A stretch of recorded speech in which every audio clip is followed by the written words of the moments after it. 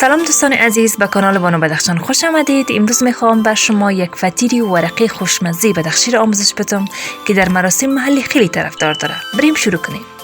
در نخست 3 گلاس آب نیاز داریم.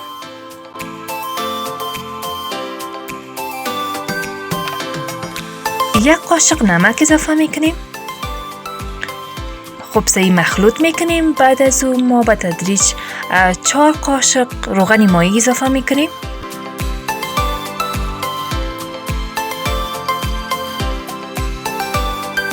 6 گلاس آرد سفید نیاز داریم که در نخست ما 4 گلاس اضافه میکنیم. باز به تدریج 2 گلاس دیگر هم اضافه میکنیم.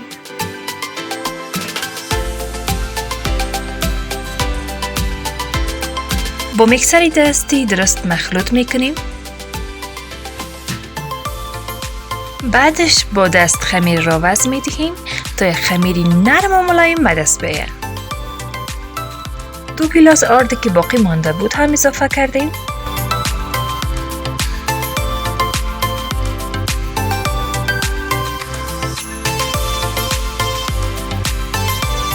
خمیر نباید خیلی سخت باشد و نه هم خیلی نرم.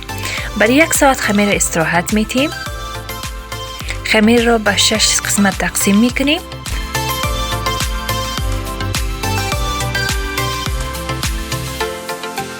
خمیر را خیلی نازک میکنیم.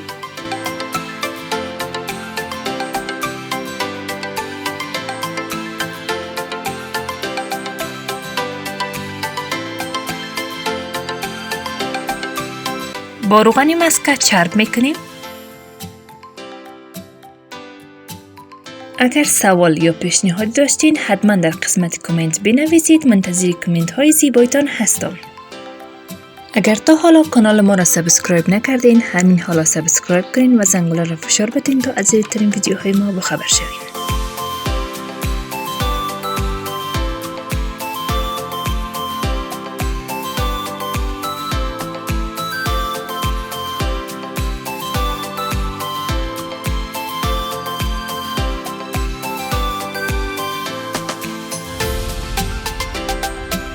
خمیر را 5 دقیقه میگذاریم.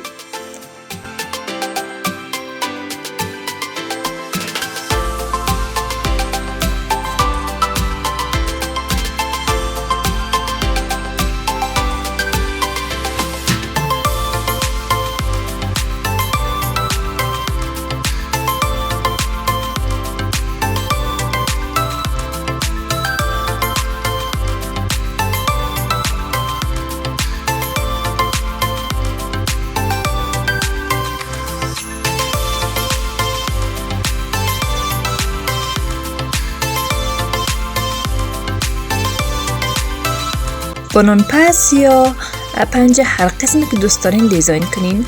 بعد از او نیم ساعت در داش میگذاریم تا خوب درست پخته شود. فتیر خوشمزه ورقی آماده است. برای حمایت از کانال ما لطفاً کانال ما را سبسکرایپ کنید و زنگوله را فشار بدین تا از جدیدترین ویدیوهای ما بخبر شوید. اگر از ویدیو خوشتان آمد حتما لایک کنید. منتظرتان در ویدیو بعدی هستم.